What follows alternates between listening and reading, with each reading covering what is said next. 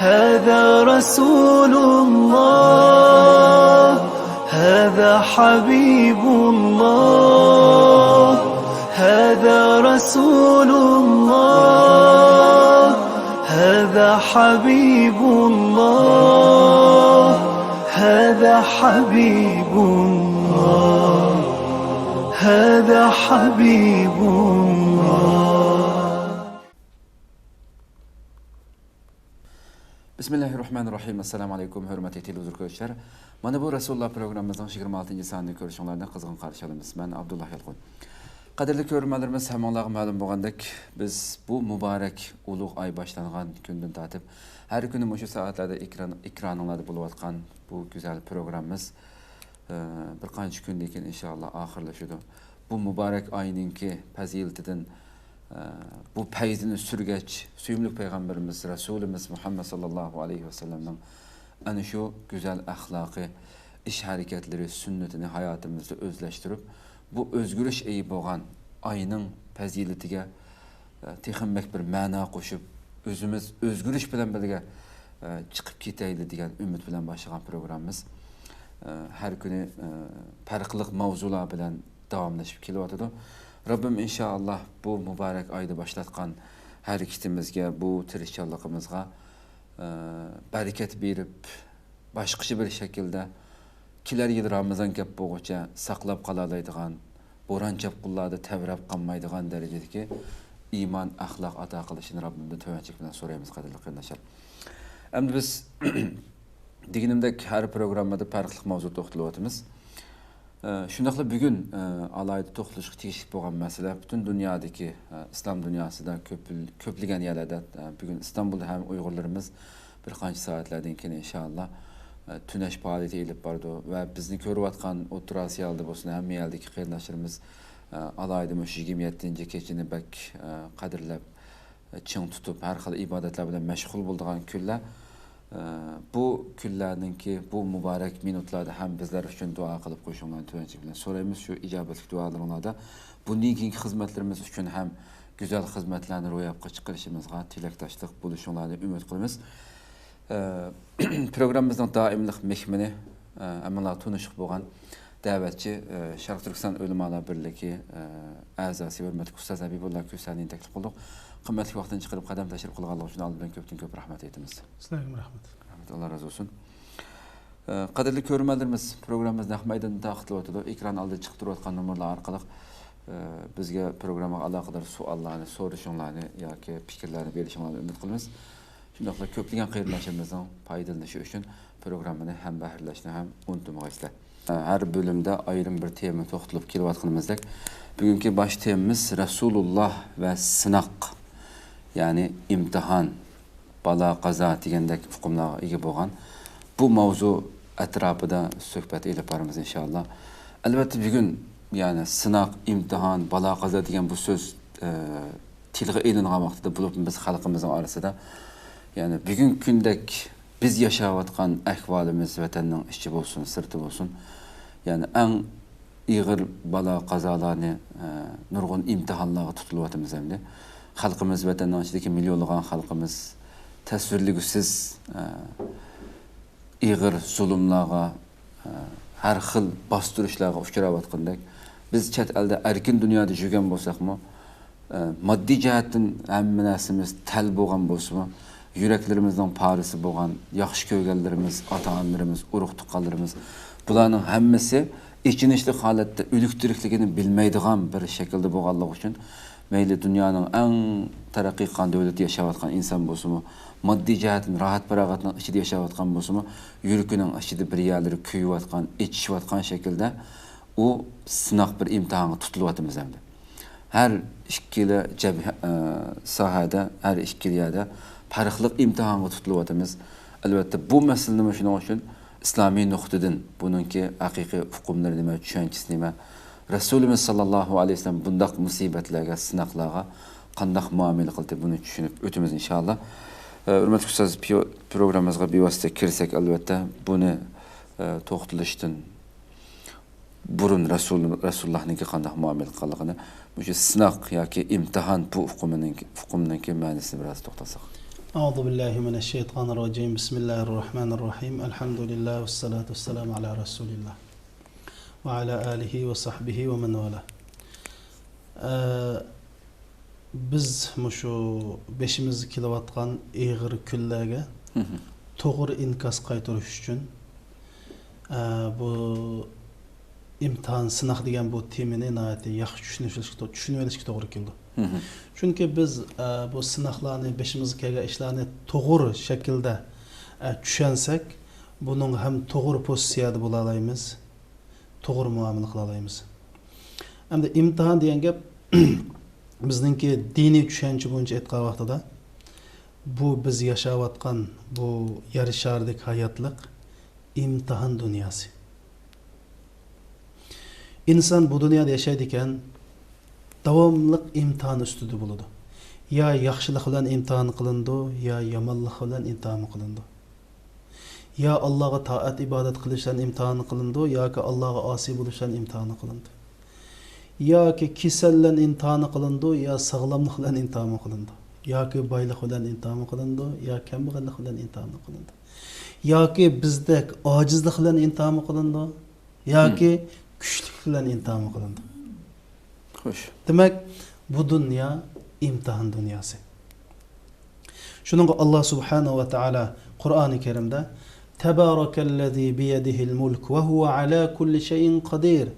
Ellezî halakal mevte vel hayâte liyebluvekum eyyukum ahsenu amela. Allah Subhanahu ve Taala muşu dünyanı, muş hayatlıqını ve ölümünü yarattı dedi.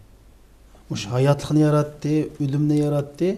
Nima üçün sana sizlerinin qaysinglar eng yaxshi amalni qiladi? Bunu bilish uchun, bunu imtihan qilish uchun yaratdi dedi. Shuning uchun bu dunyoning asli o'z imtihan dunyosi. Xo'sh. Bu hayotlik asli imtihan. Biz musulmonlar bunu bundaq tushunishimiz kerak, ham bundaq iymon etishimiz kerak. Biz yashaydigan biz haqiqiy hayotlik bu emas. Haqiqiy hayotlik bu emas. Bu hayotlik yer sharidagi bu o'tkinchi hayotlik faqat biz imtihon beradigan bir hayotlik. Bizniki 30 yil, 40 yil, 50 yillik ömrimiz shu imtihonning vaqti. İmtihanning temillari bo'lsa, mush dunyodagi zibu zinnatlar. Mush dunyodagi men degandek kasallik, sog'lomlik degandek mushu ishlar hammasi imtihon. Shu qatordan hozir bizning ojizlik imtihon. O'z vaqtida biz Uyg'urlar o'z vaqtida kuchli bo'lgan.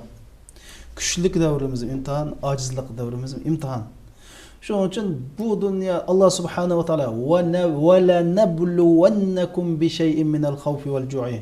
Biz cho'qim sizlarni imtihon qilamiz dedi. Xo'sh. Bu yani musulmon bo'lib, men imtihon kelmaydi deb hargiz o'ylash xato bu. Alif lam mim ahasiban nasu ay yutraku ay yaqulu amanna wa hum la yuftanun dedi. Yani amanna deb biz musulmon bo'ldik deb qo'yib imtihon qilinmaydi deb gumon qilamdi dedi. Deb bo'lib bal fatannallazina min qablihim. Balki sizlardan burun kishilarni imtihon qildik degani, o silliq vatqa emas, bu dunyoning qonuniyati, Allohning yarasharida bekitgan qonuni bu, imtihon qilish degan deydi. Xo'sh. Shuning uchun bu dunyo imtihon dunyosi. Alloh subhanahu va taolo shuni nima deydi? La tublawunna fi amwalikum va fi anfusikum va la tasma'unna min alladhina utul kitaba min qablikum va min alladhina ashraku adan kathira deydi. Sizlar pul bilan imtihon qilinsizlar. Jininglar bilan imtihon qilinsizlar va ahli kitobdan va mushriklardan sizga aziyat keladigan gaplarni anglaysizlar deydi. Yani mushriklardan aziyat keladigan gapning o'zimi, yani biz mush kafirlardan bizning kelayotgan aziyatning o'zimi nima? Imtihon deydi. Deb bo'lib va in tasbiru va tattaqu, agar siz sabr qilsanglar deydi. Va haqiqiy taqvodor bo'lsanglar fa inna zalika min azmil umur. Mana bu imtihondan qutulishini Alloh ko'rsatib, birinchi sabr qilish. İkincisi taqvodor bo'lish. Ramazon oyi taqvodor bo'lish. Çünkü insan takvadar bolsa, onun iş hareketinde gap sözde özgürüş buldu. Kılıplışıdı. Yani bu başka tema o. Demek bu dünya imtihan dünyası. Xo'sh. Ahiret çoğu dese, xuddi bu dünya imtihan dünyası olganda, ahiret jaza ve mukafat dünyası. Şunu Allah Subhanahu ve Teala Kur'an-ı Kerim'de فَمَنْ يَعْمَلْ مِثْقَالَ ذَرَّةٍ خَيْرًا يَرَهُ وَمَنْ يَعْمَلْ مِثْقَالَ ذَرَّةٍ شَرًّا يَرَهُ. Zerreçilik yaxşı qilsan, onun mukafatını alırsan, zerreçilik yaman iş qilsan, onun cezasını mı alırsan? Demek bu dünya imtihan dünyası bulup, bunun netincesi görüldüğün dünya ahiret değildi. Bu dünya fani bolganda ahiret jo baki dünya. Şuna bu dünyada fani dünyadayız, ahiret ne baki. Şuna Allah Subhanahu ve Teala ahiret hayatını dedi. Ve inne daral ahirete lehiyel hayavan dedi. Ahiret hakiki hayatlık dedi. Sizler dünyada hakikatini yaşamayısınız dedi. Hakiki yaşaydığı ahiret dedi. Oylab baksınlar. Mana bu kıymet qarashini, bu tushunchani musulmonlar bilish kerak. Yani oy nima deb bizga mana kuni keldiganda o nima deb biz bu dunyoga rohat ko'rib, farog'at yashag'ili kelmadik. Faqat Alloh subhanahu va taolo bizni jannatda yaratdi, Odam alayhisalom jannatda yaratib, undan keyin jannatning qadrini bilish uchun, kimning jannatga loyiq emasligi uchun bu dunyoga tushirib, unda bo'lsa seni imtihon qilma deb bizni imtihon qiladi. İmtihan qilganini bildirish uchun bizga Qur'on nozil qildi, payg'ambarlarni avatdi, yaxshi yomonini bildigan aql berdi. Qilib oxirsida bizni bu imtihonni bilsak, demak bu kofirlar bilan bo'lgan bizning bu kurashimiz haq bilan nohaq o'ttirsida kurash, botil bilan haq ustida kurash. Buningga biz yaxshi javob bersak, ya'ni Alloh subhanahu va taolo masalan imtihonning ba'zi matematik bo'ldi, ba'zi fizik bo'ldi, ba'zi ximiya bo'ldi. Bizning imtihonimiz mana shu Xitoy kommunistlar shu hozir. Mush davrda yaşayotgan musulmonlarning bizning imtihonimiz shu. Tamam. Shuning uchun imtihon. Endi bu imtihonni qanday kelib chiqadi degan vaqtida bir musulmonlar tushunish kerak. Biz musulmonchilikda mening o'zimga qarata mas'uliyatim bor. Qanday mas'uliyat? Alloh mening badallarimni sog'lom qildi. Alloh menga bir aql berdi. Mush man bergen imkoniyat, mayli moddiy imkoniyat olsun, mayli aqliy imkoniyat olsun, mayli jismoniy imkoniyatim olsun, mushning o'zi men uchun imtihon. Alloh mush bergan narsani men joyida Alloh buyurgan narsaga ishlatyapman, buning buyurmagan narsaga ishlatyapman. Ikkinchisi, bir shaxsning oilasiga bo'lgan mas'uliyati bu imtihoni. Masalan, menga nisbatan ayolim, bolalarim, ota-onam imtihoni. Ben bir aile buluş sıfatımda, ben bir aile egisi buluşsan, ata-onam men uchun imtihon. Şu ata-onamni xizmatini qilib, ata-onamga yaxshilik qilib, balliq majburiyatini ado qildimmi, qilmadimmi? Agar dada bo'lsam, dadlik majburiyatini ado qildimmi, qilmadimmi? Agar bo'lsam, erlik majburiyatini ado qildimmi, qilmadimmi? Anandan keyin islom dinida tuqqandochilik degan narsa bor. Buning o'zi bir imtihon. Ben tuqqandochilikni yaxshi qildimmi, qilmadimmi? Anandan keyin bizningki evlatlarımız için, yani kelajaktagi evlatlarımız için biz yine bu imtihon bor. Yani kelajaktagi evlatlarga shuni ama ularni yaxshi tarbiyalab, ularni aqida jihatdan, ijtimoiy, iqtisodiy jihatdan ular kelajakda bir odamdek yashash uchun bir sharoitni hozirladikmi? Bu bir imtihon. Imtihon nereden kelib chiqdi bo'lsa, mana bu yerdan kelib chiqdi imtihon. Andan keyin biz başka məxluqlara nisbətən imtihon. Biz tabiat biz üçün amanat. Bu tuproq biz üçün amanat. Yani ətrafımızdakı məsələn qoy, kalamış, üsümlüklər hamımız biz üçün imtihon. Şunu joyida ishlatdikmi, joyida ishlatmadikmi? Şunu Allah subhanahu taala bizni yer sharini gullandiringlar dedi. Vallazi ansha'akum minal ardi wasta'marakum fiha dedi. Allah seni yer sharini yaratdi, yer sharini gullantirishni talab qildi dedi. Demak biz tabiatni imtihon qilamiz. Yer sharini gullandirdikmi yo vayron qildikmi? Demek bu hayatlıkının bunu muşni biz imtihan dünyası deymiz. Yani bu dünya imtihan dünyası, ahiret ceza mukafat dünyası. Bu imtihanın sualları bana şundak. Ben üzemge qarta mesuliyetimni ado qildimmi, aile qarta mesuliyetimni ado qildimmi, evlatlarımın qara mesuliyetimni ado qildimmi? Muşunun hammasi imtihan. İmtihan tushunchisi mush şu anda. Xo'sh. Rahmat, endi biz her bir müminninki davamlı halatda imtihan işçide her xil sınaqlarning ichiga ishkanligini so'zlab o'tdilar. Yuqoridagi mayli ota-onamiz bo'lsin yoki oilamizga yoki urug' tuqqanlar masalasida bo'lsin, bu masalalarning hammasi asosiyatdan o'tgan programmalarimizda hammasi ayrim temada so'zlab o'tgan bo'ldik. Bugun ham shu sınaq inson ba'zi har xil bugun beshimizga millatdan beshiq kelayotgan shu ig'ir sınaqlarimiz bo'lsin. Muşnunğa nisbeten ve muşnunğa o'xshab ketadigan har xil bevosita insondan ig'ir, nihoyatda ko'p sabr talab qiladigan sınaqlarga Rasululloh sallallohu alayhi vasallam qanday muomala qiladi? Chunki Rasululloh sallallohu alayhi vasallam boshqa mayli oilasiga bo'lsin, urug' tuqqanlarga bo'lsin, qo'lim qo'shnilarga bo'lsin, biz so'zlab o'tgan darslarning hammasida eng mukammal o'rnak bilan o'tdi. Qanday muomala qilganligini. Ve de ig'ir insondan jiddiy sabr talab qiladigan, ajoyib iymon talab qiladigan musibatlar yoki shu balo qazolar buning bilan imtihon qilinganda qanday muomala qiladi bunga? Endi hammamiz bilamiz payg'ambar sallallohu alayhi va sallam Allohning dinini jonli holatda bizga yetkazadigan vazifasi var. Qur'onni, masalan, Qur'on o'qiladigan Qur'on bo'lsa, payg'ambar alayhisalom jonli Qur'on. Endi shunda bo'lganlik uchun ham payg'ambar bizga namuna bo'lganlikdan eng ashaddiy imtihon qilinganlar shu payg'ambarlar bo'ldi. Masalan, ba'zi payg'ambarlar tirik bo'g'izlab etildi.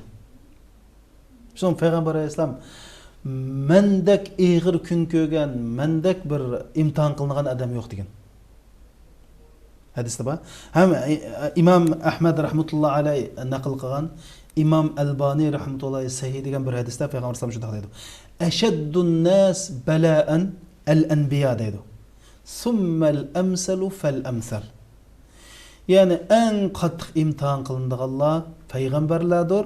Ondan qalsa shu payg'ambarlarning misollardir, yani payg'ambarlarga o'xshab ketadigan yaqin kishilardir deydi. Xo'sh. Yani demak biz asli buni mana bu yerda nima tushunamiz degancha imtihan qancha ig'ir bo'lsa, biz Allah'a yakın ve Peygamber'e yakın gitmeyen kişiler kadar bilsek oldu. Elhamdülillah. Mana bu biz Uygurlarning ki yer şarida en qattiq imtihan qilinayotgan biz deb kelyapmiz hamda. Hozir dunyo imtihonga to'laq. Dunyoda xotirjam bir musulmon yo'q hozir. Masalan, ammiyada arkan deb qo'yamiz.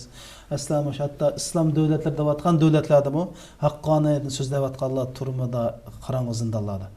Dünyada biz bütün bir millet buluş süpütümüz olan eğer imtihanı duç geldi. Anda bizge din nemi deydi o desler? Hey, toğra bu imtihanı duç geldi anladı ki, ma dünya vakitlik dünya. Bu vakitlik dünya. Hakiki hayatlık ahirette asıl bunun doğru muamele kılınlar demekçi edin bizge. En qattiq imtihan qilinganlar payg'ambarlar, ondan keyin shu payg'ambarlarga misoliyan o'xshab ketgan odamlar. Deb bo'lib har bir inson diniga yarasha yubtalar rajul ala hasbi dini deydi. Hamma odam diniga yarasha imtihon qilindi deydi. Buning degan gap. Ba'zi odamlar to'liq o'ttirning imtihoni qilindi, ba'zi odamlar oliy maktabning imtihoni qilindi, ba'zi odamlar Harvard universitetining imtihoni qilindi deydi. Hamma odam diniga qarta, iymoniga qarta imtihon oldi deydi. Yani demak imtihonimizning ig'ir bo'lishi bizning erishadigan natijamizning shu imtihondan o'tib qolsak oldigan mukofotimizning yuqorligini bildirdi. Harvard o'tilgan imtihon bilan odatda normal universitet imtihoniki nimiz o'xshamdi? O'xshamaydi, dars o'xshamaydi. Shunday emasmi? Shuning uchun bu imtihon bizga shuni bildirdiki, demak bizning iymonimiz kuchli bo'lsa, shuning uchun imtihon endi deb va in kana fi dini riqqa dedi. Uning dinda bir nozuklik ham bor, ya'ni iymoni sal bo'shroq ekan deydi. Agar unda bo'lsa, shu iymoni bo'shroq odamdan bo'shroq imtihon elindi deydi. Deb bo'lib fama yabrahul bala'u bil abdi hatta yatruku yamshi alal ardi wa ma alayhi min khati'a deydi. Shunda qilib bir inson imtihoni qilinib yarashardi mushtab, izchil imtihon qilib oxirisida butun gunohlari yuvib ketadi, yarashar xuddi farishtadek mushunda qoldi deydi. Şu vatanimizdeki insan qarindoshlarimiz inşallah mushunda bo'lsa hamdi. Allah imtihon qildi, ular sabr qilsa, ular bir qalbida bo'lsin shu kofirlarga bosh egmay yashab qolsa, iymonini qalbida bo'lsin saqlab qolsa, demak ularning har bir tatgan jafalari hargiz bekorga ketmaydi. Ana bu. Endi bu payg'ambar sallallohu alayhi vasallam Sallallahu aleyhi ve sellem. imtihana qanday muomala qilgan degan vaqtda birinchisi Allohga bo'lgan iymonida mustahkam turgan. Qilcha bu Allohga bo'lgan ishonchisida bir tavrinib qolgan, bo'shab qolgan yeri yo'q. Bizning shu. Hozir ba'zi odamlar qo'pab, "Voy, bizning asli bu bizni mushkun qo'ygan islom dini. Biz dinga kirib boshda bo'lgan desa, ba'zilar tek dinni burmulab boshqa bir yerga tatib boqsa keldi. Biz mush din demani boshda qoldik. Bu dinni azroq aynamayni to'lg'ab besh qilib boqsaq deydigan. Shuning uchun birinchi payg'ambar alayhisalom Allohga bo'lgan ishonchisini qat'iy bo'shashtirib qo'ymagan. Masalan, o'ylab boqsa, Nuh alayhisalomni olayli. Allah paroxut yasa debdi. Nuh alayhisalom paroxutni bir do'nglikda bir quruqlikda yasadi. Lekin shunda bir payt kipti, qanday bo'ldi? Osmondan, yerdan suv chiqib, paroxut shu chaqda ishladi. İbrahim alayhisalom o'tqa tashlandi. O'tqa tashlabdi, Jibril alayhisalom kelib, "Ey İbrahim, bira hajdan bormi?" debdi. "Sendinmi?" debdi. "Ha" desa, "Senda hajdim yo'q." debdi. Allohdan-chu, tila Allohdan hajdan bo'lsa, "Men tilimsam Alloh mening nima hajdim ekanligini biladi" deb javob berdi. Shunda ishonch Allohga bo'lgan ishonchimdi. Shuning uchun Rasul akram sallallohu alayhi va sallam masalan Musa alayhisalom qissini o'qisak, keyindan 400 ming askarlar Fir'avn qo'g'lab keldi. Oldida dengiz bor. Shu chaqdagi qavm nim dedi? "Inna lamudrakun" dedi. "Voy, bizni tutib oldi" dedi. "Tugdoq" debdi. Musa alayhisalom dedi. "Kalla, hargiz undaq emas, biz tugmadik. Inna robbi sayahdin. Allah bana yol gösterdi" dedi. Bana Allah çıkış yol berdi dedi. Şu an bir qo'yni haydaydigan bir yer hassa bilan dengizni urib, dengiz ikkiga bo'lindi. Ya'ni birinchisi mush Allohga bo'lgan ishonchisini yo'qotmadi payg'ambar sallallohu alayhi vasallam. Masalan, hijrat qildi payg'ambar alayhisalom. Hijrat qilib G'or Savrida müküp yatdı şunak bu. Bu G'or Savr degan bir tog', shu tog'ning kesal bir azroq bir past yerda bir o'nkiryapti.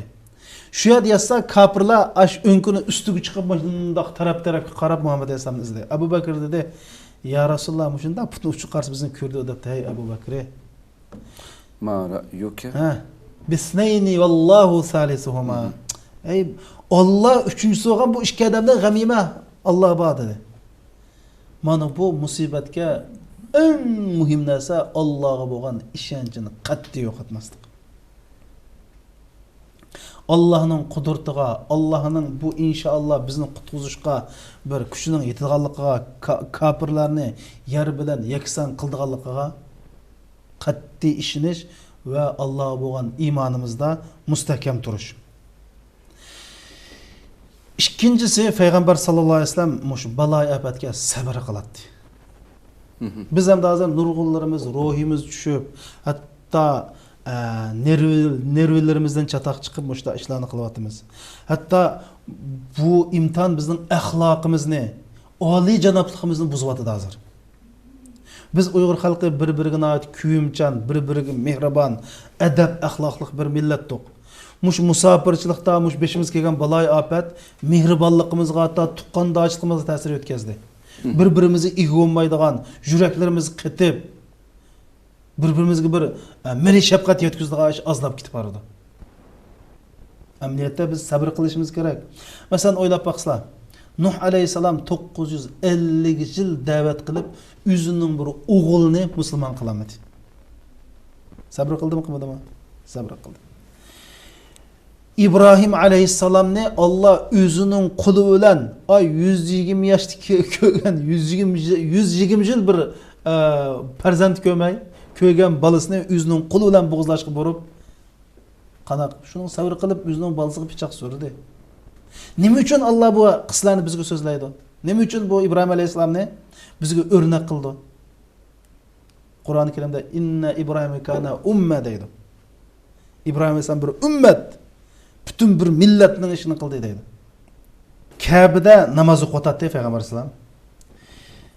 Uqubat ibn Abu Mu'ayt kelib payg'ambar alayhisalomning yoqasidan tutib, chappunni bo'yniga yo'gab turib, shunday tizini payg'ambar alayhisalomning dumbus qo'yib boshlab siqil tagdi-da endi. O'ylab baqsizlar. Shuna shu holat tug'anda Abu Bakr kelib, shundan Abu Bakr Abu Mu'aytniki Uqubat ibn Abu Mu'aytni maydisida eshitib o'tib, "Hey Alloh, mening Rabbim deganing mush zulmni qilamsa?" deb qutqazdi. Yana bir kunsi payg'ambar alayhisalom asha namoz o'qisa Abu Jahl bir nech ifloslamda o'ltirib, "Hey, palani bir to'g o'tiribdi. Ash to'gining zasini kim akilib Muhammadning beshiga otib qo'ydi?" desa, bir ablaq berib, ash zasini akilib Rasulullohning beshiga to'gining zasini otib qo'ydi. Payg'ambar alayhisalom beshini ko'taramidi? Fatima onamiz kelib tatib yurib, arang payg'ambar alayhisalomni qutqazlashadi. Mushkullarni ko'rdimdi. Anadan keyin o'zining yaqin tuqqanlari payg'ambar alayhisalomni sarang dedi. Majnun dedi. Sehrgar dedi. Ya'ni o'ylab baqsa, sizni bir odam yaqin qilmoq sarang desa, tuqqanlar sarang desa, boshqa odam nima deydimdi? Demak, payg'ambar alayhisalom mushning hammasiga qanday qildi deslar? Sabr qildi. Chunki nima deb sabr qildi desa, bu dunyo vaqtliq dunyo. Bu imtihon vaqtliq. Hammani bir kunsi musulmonlar nijotlik erishidi. Shunaqa Musa alayhisalomning bir ikki o'zining qavmiga "Ista'inu billah wasbiru innal arda yarisuha ibadiyas solihin." Innal arda yurisuha man yasha. Innal arda lillah yurisuha man yasha min ibadi wa la'aqibatu lil muttaqin. Ey qavm, Allohdan yordam tilanglar va sabr qilinglar. Zimin Allah'ın, xalqan adamga Allah'ını berdi. Amma oqibat netince mu'min Allah'ın bellilerine buldu. Biz bunun işenç qilishimiz kerak. Yani mush kafirlar mushda bu kitamsa vallahi billahi bu ketmaydi. Biz mushunda xoralat tuyapmiz, yo'q, hargiz tugmaymiz. Bu vaqtincha imtihan, faqat biz sabr qila olsak, Allohga bo'lgan ishonchimizda ching tura olsak, chuqum oqibat bizga bo'ladi. Yana bir mush payg'ambar alayhisalomning musibatlarga, o'sha eg'ir kun issiq sovuqlar tutgan pozitsiyasining bizga eng ta'sir qilgan bir narsa bor-ku. Xo'sh. Payg'ambar alayhisalom faqat mushu voysinib, qoqishab mushida qilmagan.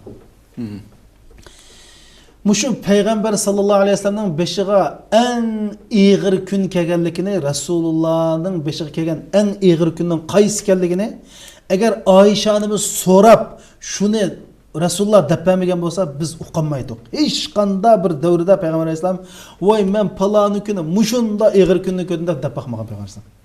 Faqat Oysha onamiz so'ragandek payg'ambar alayhisalom depmagan. Bu qanday deslar?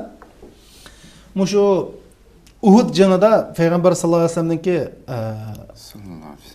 eng suyumli tog'isi va eng yordamchisi, eng yo'lanchigi Hamza radhiyallohu anhu shahid bo'lib ketdi. Hem sahabelerden 70 sahabe şehit olup ketdi. Muş günde Peygamber Aleyhisselam bütün hayatında öңіреп жыңлап баqa vaqt muşu deydi. Resmi bulduqlap, ovazını çıqırıp jığıla vaqt muşu deydi. Şuna Ayşe annemiz, "Ya Resulullah, senin beşinga manыңdan bir eğir gün kip baktı mı?" diye vaqta, "Bunыңdan man bir eğir gün kip baqa." O bolsa mu?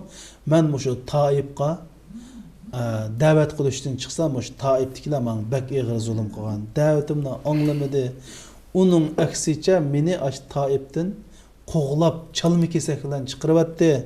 Yuzlarim qon, o'shunda chiqarayotgan kun, men eng eg'ir kun shu deb payg'ambar alayhisalom o'ylab baqslar.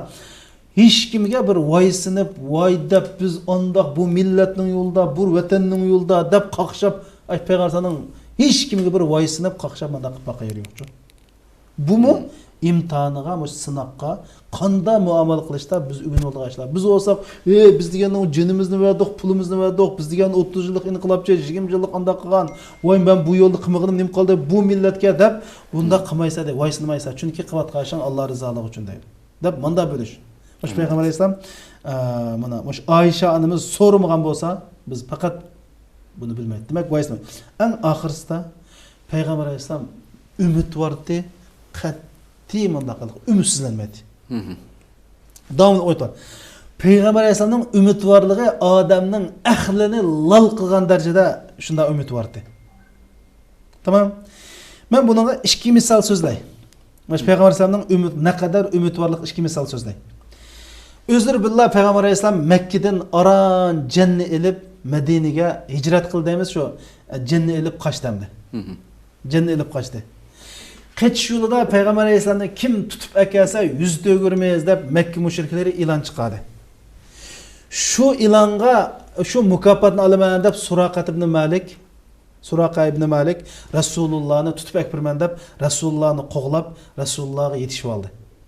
Şu çağda Peygamber Aleyhisselam dedi: "Ey Suraka sen Kisra'nın altın bilezikini taqashni xalamsa." O'ylab baqslar. Can ep qaçıp Medine'ye gitip adam hazır biz vatanda sargan davrup жүрген bilan kelgusda Tiananmen yani Beijing bizning buludu desa, nima zangli qilishimiz mumkin? Kucharini nima qiladi degandek shunaqmi? Yani Resulullah'ın degan gapi uqib qo'y. Men hozir jinini qechib ketmagan bilan shunda bir kun keldiki, men Kisrani, yani Paris imperatorligini fatih qilib, ash imperatorining menda tutib turadigan oltin bilezikini sang bermadi dedi Peygamber Aleyhisselam. Bu nimani bildirsa umid, arzu. Mesela öz vaqtida Uyg'urlar 13 milyon kvadrat zimini so'rgan, yani Köktürkler 550 miladi 551-yil qurilgan Köktürk davlati nayt qisqa muddat ichida 13 milyon kvadrat metr zimini so'ragan. Bizning tariximiz o'tgan bu ish. Tamam? Yeni inşallah biz hozirgi ahvolimiz haqiqatan echinishli. Yani dunyoda bizdan bak bichora odam yo'q endi. Lekin shunda kunlarga ishonishimiz kerakki, Allah subhanahu wa ta'ala inna ma'al usri yusra. İnne ma'al usri yusra. Her qandaq bir taschilik bilan tang osonchilik bor dedi. Bizga shunda kunlar keladiki, bizmi bir davlat bo'lib, shundami?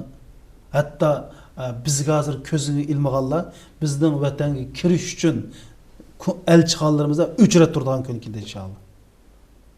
Bu Allah, bu dünya, kanuniya dünya. Bu tilkel ayyamu nudawiluha beynen nas. Biz bu kunlarning kishilarning başında aylanib turibmiz. Yani ayının 15 qaranğı 15 aydan yig'laganlar yig'lab qolmaydi, kulganlar kulib qolmaydi. Bu Allah'ın Kur'an'daki kanunu bu.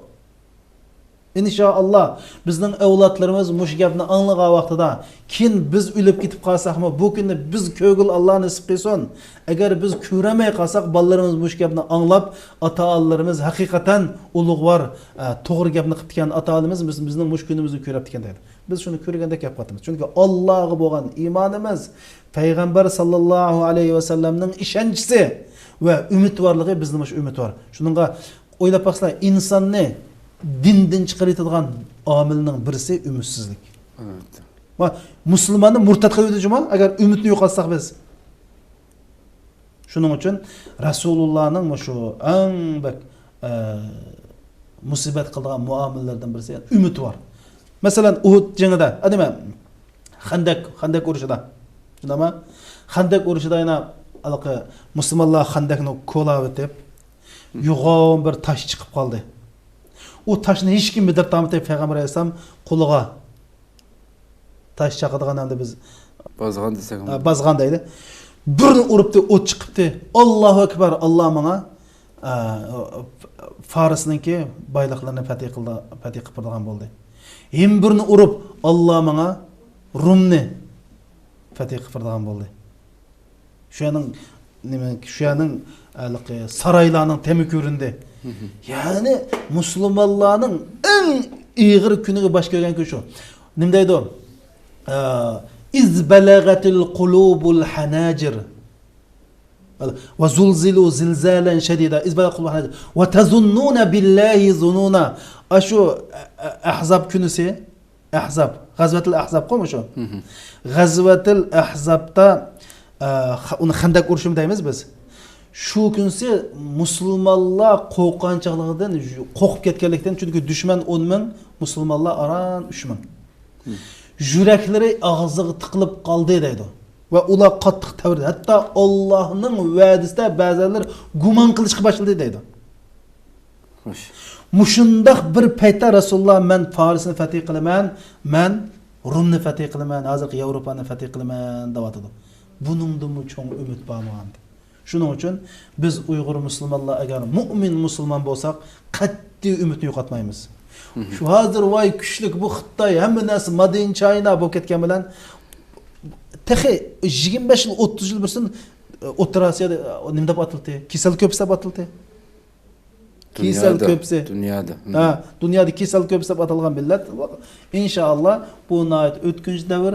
Biz buni yaxshi javob qilaylik, bu imtihondan yaxshi o'taylik. Rasululloh qanday muomala qilgan bo'lsa, biz ham shunday muomala qilaylik. Üstüge rahmetlerimde şu sınaqlardaki, müştürdeki Allah'ın hikmeti hakkında biraz to'xtalib. İmtihanınki hikmeti, sınaqlarının hikmeti. Aldı bilan Allah subhanahu wa ta'ala'nın el-hakim degan sübti var. Yani her qandaq ishlarni hikmet bilan qiladi deydi. Shuning uchun chunki Allah kichik bola bir ishni maqsadsiz qiladi. Xo'sh. Kichik bolaning qilgan ishida bir ma'nosi yo'q, ammo Allohning qilgan ishida chuqur bir ma'no bor. Buni bilganlar bilsin, bilmaganlar bilmasin. Hamda Allohning shu imtihon qilishdagi hikmatlarining eng cho'ng hikmatining birisi imtihon qilgan odamni yuksaltirish. Yuksaltirish. Yani imtihana sil yüksildigan şota yoki ko'rik, sil o'tadigan ko'rik. Ahiratda jannat kirish uchun pilsarat ko'rikda o'tamdi o'tmamlar. O'timiz shunday qo'sh. Dal imtihana bizning jannat kirdigan pilsarat ko'rigimiz. Mush dunyoda bir Allah bir bandani yuksallantirmoqchi bo'lsa, shuning bir sha'nini ko'tarmoqchi bo'lsa, şu adamni Allah o'ziga yaqin qilib tanlab olmoqchi bo'lsa, Allah imtihon qildi. Masalan, Adem alayhissalom jannatda yashadi shunama. Jannatda yashadi normal odam. Ammo yer shariga tushgandan keyin Allah qanday qildi? Tanlab elib payg'ambar qilib tanlab oldi. Shuning uchun Allah subhanahu va taolo bizni imtihon qilishdagi asosliq muhim maqsadlardan birisi bizning sha'nimizni yuqorlatmoqchi, bizni yuqori bir darajaga ko'tarmoqchi, bizni ya'ni mundaqlar aytaysizlar. Oliy maktabga o'tish uchun imtihon beradi bermamlar. Imtihon berlar. Oliy maktabga o'tmaydigan shu imtihon bermaylar. Oliy maktabga o'tmoqchi bo'lsa imtihon berlar. Oliy maktabga o'tib magistrlik o'qimoqchi bo'lsa imtihon berlar. Doktorlik bo'lsa imtihon berlar. Agar doktor bo'lmaysizlar imtihon bermaysizlar. Xo'sh. Shuning uchun imtihon berga yaxshimi, bermaga yaxshimi? Imtihon masalan bizga oliy maktabdan chaqirib ketdi deb qo'shib ketimiz-ku. İmtihana bizga oliy maktabdan kelgan chaqiriq. Ya yaxshi berib oliy maktabga o'tamiz. Ya o'tmaymiz. Shuning uchun imtihana biz yuksildigan shota yoki biz jannatga boradigan ko'rik. Shuning uchun imtihon qilindi. Yani imtihon qilish normal aqlga uyg'un bir ish. Sizlar odatda bir odamni bir xizmatchilik olmoqchi bo'lsalar, imtihon qilmamlar. Da ikki og'iz gaplashib qaytaraqlar. Bu qonuniyat, yer sharining qonuniyati bu. Lekin imtihondagi hikmat mana bu nima desa bizni eng buyuk cho'ng bir g'oya yetkazmak uchun Allah bizni imtihon qildi. Bu bir. İkincisi Allah subhanahu va taolo bir millatni deydi. Bir millatni qudrat topqizmoqchi bo'lsa, bir millatni ziminda xo'jayin qilmoqchi bo'lsa imtihon qildi deydi. Şu İmam Şafii'den Allah imtihon qilsa yaxshimi yoki Allah qudrat bersa yaxshimi degan vaqtida siz imtihon qilmay turib qudrat topolmaysizlar, sizga qudrat berilmaydi deb javob bergan. Shunga Allah subhanahu va taolo İbrahim aleyhisselamni, Nuh aleyhisselamni, Muhammed aleyhisselamni qanday qildi? Imtihon qildi. Sabr qildi, ziminda qudrat topdi. Mesela Yusuf aleyhisselam. Bu Yusuf aleyhisselamning qissasi oldi bilan inilar o'zining tuqqanlari quduq tashlatdi shunami? Bu bir imtihon bo'ldi. Keyindan qul qilib setilib Zulayxaning uyiga kirib, Zulayxa chiroyli bir ayolning imtihonini qilindi. Shunami? Bu imtihan bo'ldi. Ondan keyin turmuq kirdi. Turmuq kelib, turmuqda imtihan qilmadimi? Mushu quduq tashlanmagan bo'lsa, Zulayxa bilan uchrashmagan bo'lsa turmuq kirmaydi. Turmuq kirmagan bo'lsa, podshoning ikki saqisi bilan uchrashmagan bo'ladi. Podshoning ikki saqisidan uchrashmagan bo'lsa, podshoga yiqilishamaydi. Podshoga yiqilishmagan bo'lsa, amal mansab tutolmaydi. Amal mansab tutolmagan bo'lsa, millatni qutqizolmaydi. Xo'sh. Demak, imtihon bir odamni qudrat topqizish uchun, u odamni bir kuchli qilish uchun imtihon qilindi.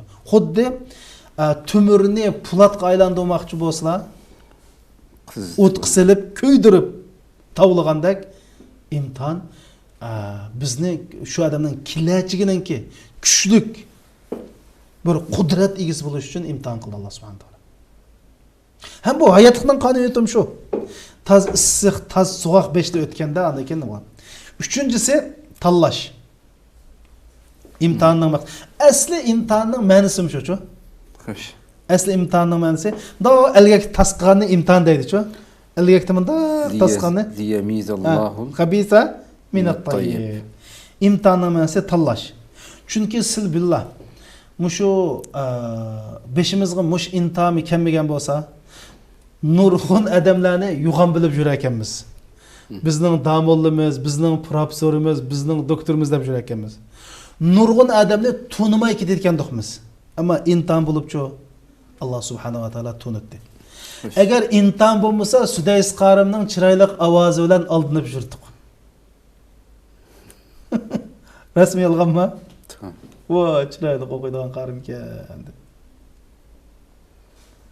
Shuning uchun intama mana bu shundoq hammamizni sınaydigan, rası bilan yolg'onchilarni araydigan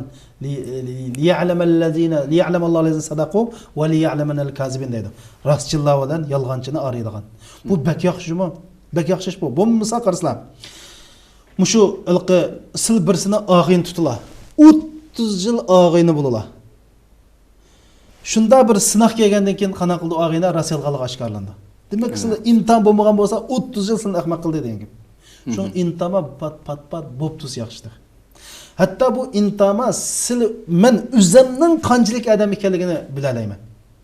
Normal ahvolda men xuddi yaxshi musulmondak, nochi odamdak, noat irodalik odamdak üzemgacha o'ylab qolaman.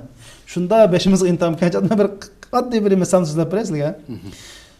92-yili men qog'iliq o'qiladim. Qog'iliq o'qilasa, qog'iliqda vaziyat chinkan, shundan yakanga tushib o'qidik. Yakan o'qish jarayonida bir bayning balasi bor. Mash o'qisak bizni o'qil qo'ymaydi. Jihad qilayli. Mening imonim faqat chidimidim men deb maydisini mushundoq qilib bizni o'qitmay jihad qilsak bo'ldi deb bizni men o'ylaydim buning imoni bak kuchli deb. O'sha 3 oy o'qigandan keyin saqcha kelib solab qo'ydi. Solab qo'yib mendan so'radi. "Ma sen yotgan uy kimning?" deb. Men bir tul ayol uy bergandan keyin, tul ayolni saqlab qolmayman. Bay bo'lgandan keyin, imonchi bo'lgandan keyin, ashun deb biray deb uy aningni edibdiman. Desem yılqını bir damla motoru mindirip ekeldi. Ekilip meni so'raqqan uyinin ishik akasaylik bichara yetib olyapti. Hal saqchim dedi, "Go'y qoppasini beshaplaq samsak yetib oldik" deb. Yılq titrab turamaydi-da endi. Intama bo'lish kerak. Osh bichara o'zining qancha ekanligini bilmaydi, shu chaqda bildayna. Shuning uchun intama, ondan keyin intama buning hikmati bizni ogohlantirish. Shuning uchun imtihon agar bilsak biz uchun ne'mat. Imtihon biz uchun jazo emasmi? Fursatda oxirgi azobdan burun fursat. Sen kallangni silkivatgan. Adam bo'l. Darhol demak bizga yiqilgan qizil chiroq. Shuning uchun imtihon voy bizni beshimizga nima keldigan deymiz. Hey, hozir hammamiz shunda o'yinib boqaylik. Mush musibat kelib Uyg'urlar men o'zimning kim ekanligini, atrofimdagi kishilarning kim ekanligini, ma Uyg'ur millatining qanchalik bir millat ekanligini bilyapmiz hozir. Millet tavulnavatıdı, millet tavulnavatıdı, cağları, aqlatlari teşiği çıkıp gitip bardı. Bu bek yaxşı bir fursat. Şunun için bu himbirsi şu imtihan biz için agahlandırır. Şunu Allah subhanahu taala ne deydi o? Ve akhazna allazina zalamu bi'azabin be'isin bima kanu yapsukun. Biz onlarının fasık yani günah ötküzgenlik sebeplik ularni cezaladık deydi. Chunki Alloh subhanahu taolo bizni jazolash orqali o'qitib qo'ydi. Hey sen xato ketyapsa, qopa o'rningdan. Tura, xatolik yo'ldan mang deb haliqi xuddi mashina haydab ketmasa bir qizil chiroq yurib qoldi. Shunami? Nima uchun yurib qoldi? Demak, motorda masala bor demakchi. Ammo biz do'tlik qilib qizil chiroq yurib qolsa, mashinani chiroyli bir chiroq yo'lda deb mingiversak, motori kadin chiqadi. Shuning uchun bu musibat bizga Allohning rahmi qilib yiqmagan qizil chiroq. Mehribonlik. Oxirsida bu men dedim bu imtihonninki hikmatlari bakchiq. Albatta. Bu vaqt masalasidan oxirgi masalaga kelsak, bizni paklash. İmtihanın maqsadi bizni paklash. Chunki bu nima degan gap desizlar? Men oddiy bir misol so'zlayman sizlarga.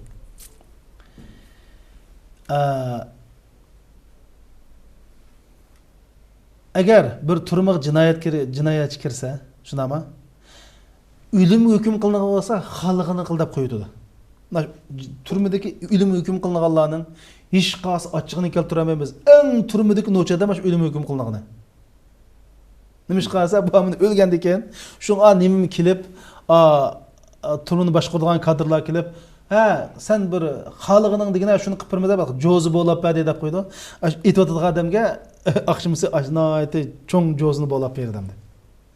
Aytayotgan yaqin yaxshi tamoqni berib, yaxshi kiyimlarni berib shunday qildi. Ammo nima uchun u tugan odam? Ma tugmagan odamga azkin ogohlantirish berib, sen manchilik kesilding, manchilik qilding, manchilik yatsa deb uningga ogohlantirish berdi. Shunga o'xshash Alloh subhanahu va taolo bizni ogohlantirish uchun, bizni gunohimizni paklash uchun jazo berdi. Masalan, payg'ambar sollallohu alayhi vasallam dedi: "Ma yusibul muslima min nasabin wala wasabin wala hammin wala huznin wala adha wala ghammin hatta shawka yushakuha illa kaffara min khatayah." Yani Müslüman'a yetken her kanda gam g'ussa, avarichilik, hatta putuq kirketken bir tal tikendan tatib Allah onun günahını yuvib ajr berdi deydi. Biz beshidim dedik. Besh hadisda eng ig'ir imtihon qilinganlar payg'ambarlar. Oxir sen bir odam o'zining diniga yarasha imtihon qilindi. Hattoki bir banda imtihon qilinib butun gunohi tugab yer sharida farishtada qilib qoldi degan hadisni o'qidik ayni. Demek bu imtihanın maqsadi Allah subhanahu wa ta'ala Allah'a getiş için yani. Bizni muş dünyada günahımızın juş fursatını verip özünü aldığa pakalat edip gidiyor. Çünkü ahiretinin azabı hakiki azap uyadı buldu. Bu dünyada ötkünçe en yamını gelse ölüldü bu dünyada tükeydi. Öldü diyen gap, kutuldu diyen gap. Ahireti çoğu. Halidine fiyah. Ölüm yok. Menguluk. Şunun için demek biz men buni mushunda so'zlab keldik hamda. Maqsad nima degan chaqda qarindoshlar, beshimizga kelgan baloyi ofatni mushunda tushunish. Mushunga qarta bir musulmondek javob qaytarish. Hammasan inshaalloh bugun vaqt tushab qoldi. Fursat bo'lib qolsa, yana davomli bir dars qilsak, mushu baloyi ofatdan nimani o'rganamiz? Ve biz bir Uyg'ur bo'lish sifatimiz bilan mush beshimizga kelgan baloyi ofatga qandoq muomala qilamiz, qandoq inkas qaytaramiz? Buni agar fursat topib qolsa, atigi darsda deysak bo'ldi inshaalloh. Lekin qarindoshlarimiz, biz hozir Uyg'ur xalqi cho'ng bir imtihon ichida yashayapmiz. Xo'sh. Imtihonning mohiyatini tushundik. Bu dunyo imtihon dunyosi. Payg'ambar alayhisalom imtihonni qanday muomala qildi, uni deyishdik. Ondan nima uchun Alloh imtihon qildi, buni tushundik. Men bu Ramazonda bu gaplarni nima uchun deyishib o'ltiramiz degan vaqtida bu nurg'un odamlar ma beshimizga kelgan bu baloyi ofatga to'g'ri pozitsiyada, to'g'ri bir inkosda bo'lolmay, ba'zilarimizning ro'yi chiqib ketib qolgan, ba'zilarimiz endi tugashdik deb vatan millatni unutayotgan, ba'zilarimizning nervis ojizlashib hozir xotindan dadini oldigan, ayollarımızın nervisi acilishib, chechilan qo'yib qoldigan, unda emas. Biz hargiz mushu baloyi ofatlarga qandoq qarshi turishni bilib va qandoq muomala qilishni bilib, o'zimizni saqlab qilish, normalligimizni saqlab qilish, shunda bo'lgan chaqda davoyimiz davomlashadi, ibodatimiz joyida mangadi va cho'qim bu davoyimiz g'alaba qiladi. Agar biz bunga to'g'ri inkas qaytaramasak, bizning psixikamiz buzildi, mijoz xarakterimiz buzildi, bu bizning avlodlarimizga ta'sir ko'rsatadi. Bizning davoyimizga ta'sir ko'rsatadi. Hatto nim qilishimizni uqmay qilib, tingri qilib qolamiz. Shuning uchun bu imtihonning mohiyatini, xarakterini, hikmatini va qanday muomala qilishni bilish ajoyib muhim. Ko'pdan ko'p rahmat. İnşallah diğerlerdek tafsilatını yana atiki programımızda Allah ömür versin devamlaştırırız. Vaktimiz düşüp kaldı müşahede ahırlaştırsak. Hakikaten sınaklığa hatta Abay Ustad'ın sözler bir kadarlık kıyırlaşan. Şu insan her xil sınaklığa hatta biz vatandaş vaktimizden bildik bu bazı insan şu bu musibettir, balağıza ama normalde insan doğru yolda mangallığı üçün mü? Yani dinimde mangallığı üçün mü? Bazıda en yakın insanlarımız tarafından, ata-analar tarafından öz vaxtında nurgulluğun hemşehrilerimiz tatmağına kalmadı. Dini düşünç bulmaganlığı üçün dinde men alıp kettiğin dep bolsa mı? Yak bu cemiyetteki dostlar tarafından kemsitildi, doğru yolda mangallığı üçün. Yani bugün hem dünyada mesela doğru yolda mangallığınız üçün siz çetki qilishiniz, dininizni tutmanganligi uchun sepdan qolgandek yoki sizni keyinda qolganlar deb qaraydigan insonlar yo'q emas. Bugun ham bor bu masalamda. Demak, yani bir insonningki Alloh ko'rsatgan yo'lda menish jarayonida uchirgan har qanday narsa bu shuning bilan sinildi ekanmiz ham dunyoda. Mayli eng yaqin do'stlaringiz tarafidan bo'lsin, urug' tuqqanlaringiz tarafidan bo'lsin, siz to'g'ri fikr qilganligingiz uchun, to'g'ri yo'lda menayotganligingiz uchun sizni kamsitib jamiyatning orqada qolgan yoki u bo'lgan bu bo'lgan deb sizni orqa olmaydigan bunda bir ishlar uchraydi hayotimizda. Demak, mushlarning o'ziga sabr qilib menish, haq yo'ldan qilchilik, dojimaslik, dadil holatda menish eng oxirgi g'albini Allohning mukofotiga erishishning vesilesi hem de dünyada şunday imtihan berdik ekanmiz hem de. Her insanın har xil şekilde. Rabbim bu sınaqlarga, imtihanlarga to'g'ri şekilde cevap berishga loyiq kuch quvvat, iymon ato qilsin. Tilaymiz Rabbimizdan. İnşallah Rabbim ömür ve saatlik programımızı görüşükçe sizlerden Cenab-ı Allah tavşırımız. İcabetlik dualarına da bizler için hem dua kılışını unutmayızlar. Esselamu Aleyküm ve Rahmetullahi Teala ve Berekatuhu. يا سيد الكون